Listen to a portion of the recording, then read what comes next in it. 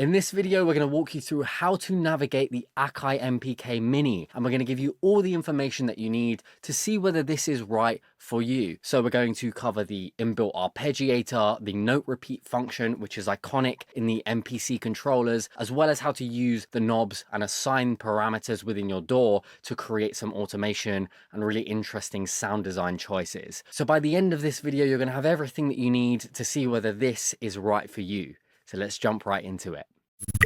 So I actually started out using the Akai MPK Mini, the first generation, and I actually still have the old version of this here. It's got a missing knob. It's been very well used for sure, very scratched up and taken on the road. But let's have a look at the most recent generation here. The biggest difference here that I can see is, wow, the pads feel really different, but we've got completely different knobs. So these feel a lot more robust, which is really nice.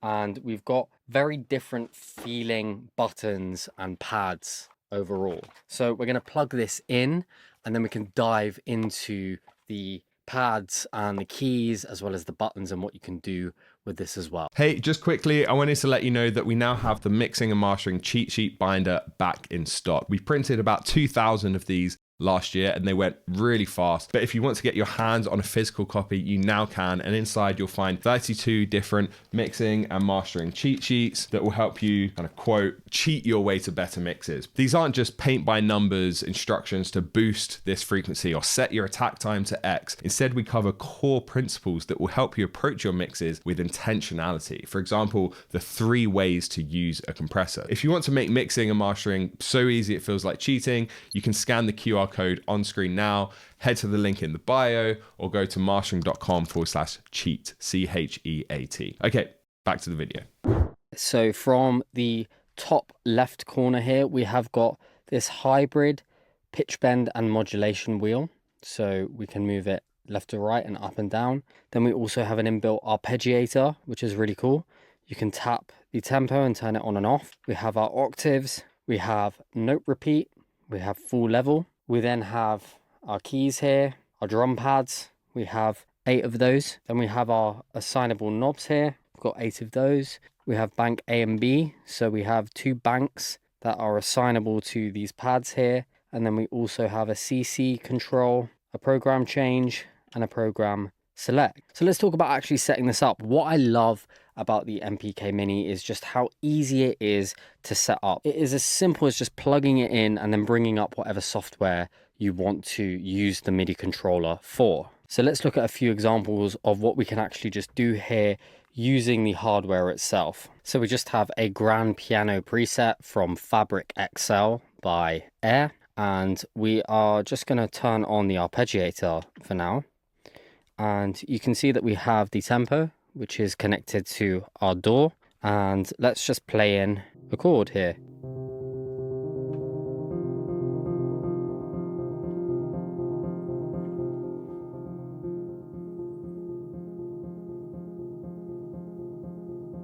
We can also bring the octaves up and down.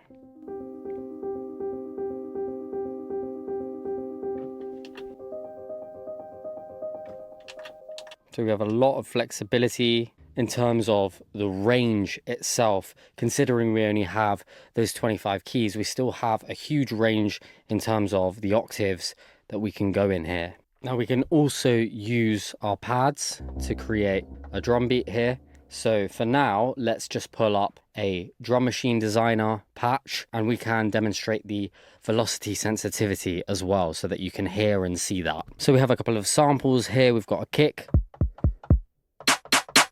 We've got a rim, snare, and hats.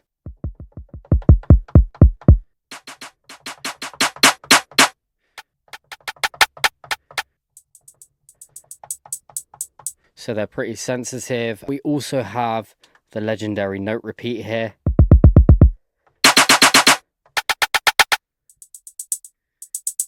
Which I absolutely love from using the MPC controllers. It's amazing for getting really nice, dynamic and moving parts very, very quickly without having to worry about actually playing it in or drawing in the MIDI, which can be a little bit tedious sometimes.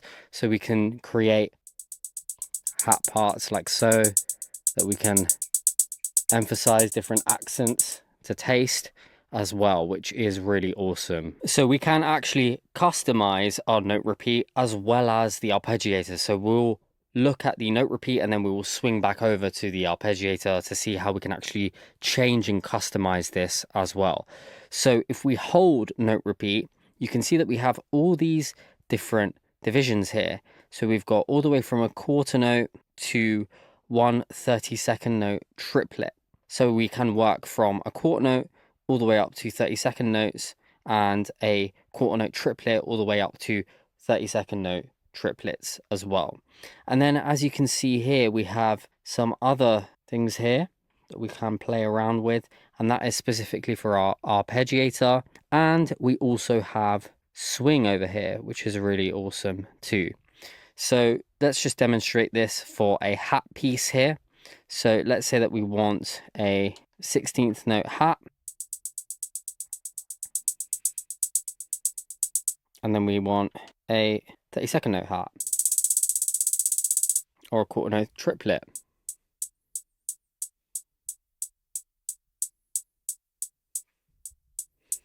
And of course, if we actually have both hands free, then we can play around with varying the note repeating as we're playing.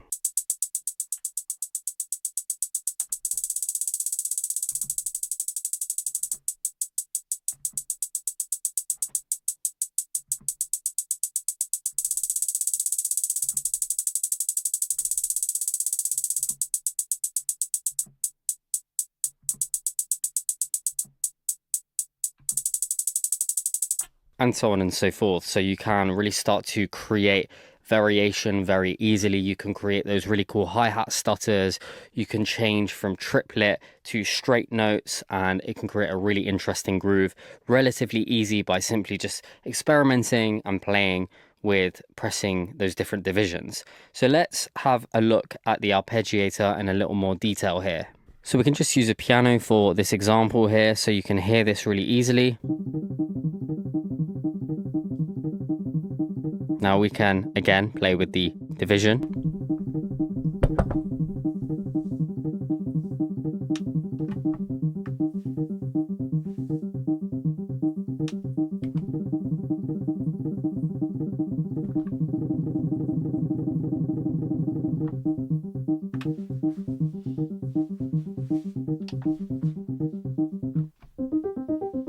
I've just brought the octave up here.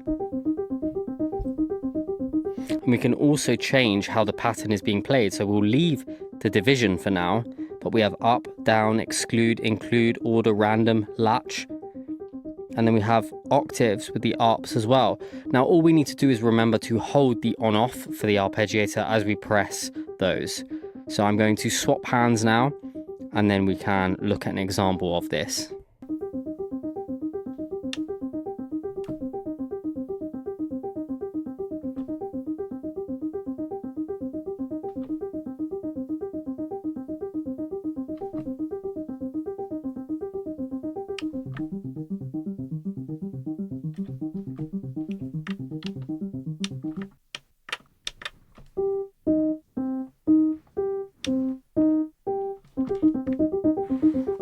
And we have random.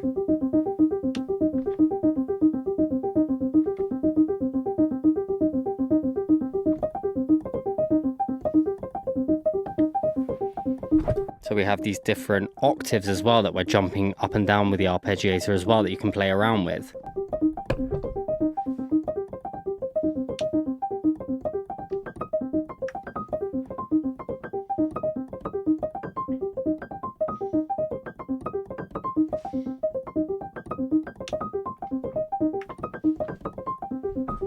Now notice I pressed latch, and now the arpeggiator is playing without me playing. I've let go and it's latched to that chord progression. So this is really great for live scenarios here, where you want something playing and then perhaps you have another sound, another synth, a drum machine, or you want to play the drums over the top. you can absolutely do that in latch mode as well, which is really cool. And we can simply press on and off to stop it. It's worth mentioning that the note repeat only works for our pads and the arpeggiator works for our keys here. So if we want melodic stuff like so, then we just need to use the pad itself with note repeat on. So we have our subdivision picked. Let's actually listen to the swing. So we have to hold note repeat as we're holding this, and we'll be able to hear a little bit of the differentiation in terms of the pattern and how swung it feels.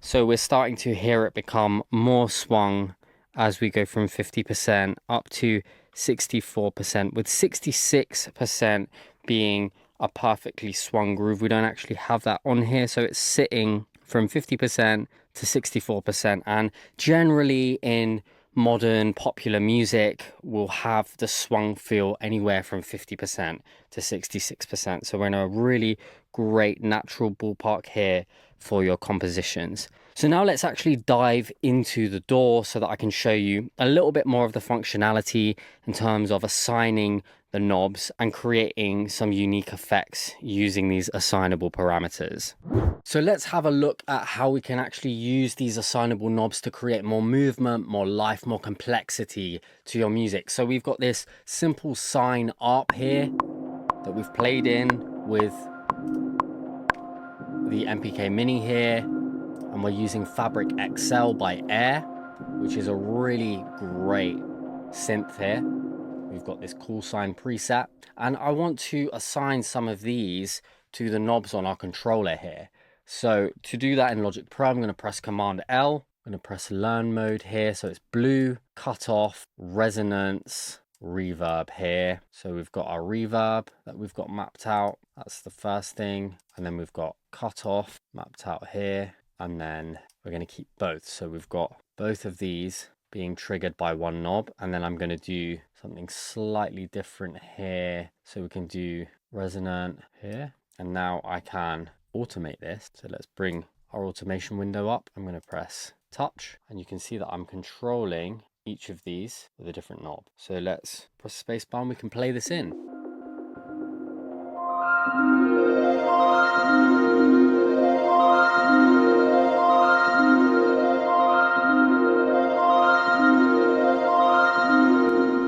So we're adding this movement and life very, very easily. We've got these three different parameters that are imperfectly put in. We've got that human touch, and we can start to really feel this and move it and have a real tactile response. So this is such a great way to add more life to your music, particularly if you're working 100% in the box. You use a lot of virtual instruments. You essentially make computer music like me, and you want it to sound as human and connecting as possible for your listeners. So this is a really great way to do that.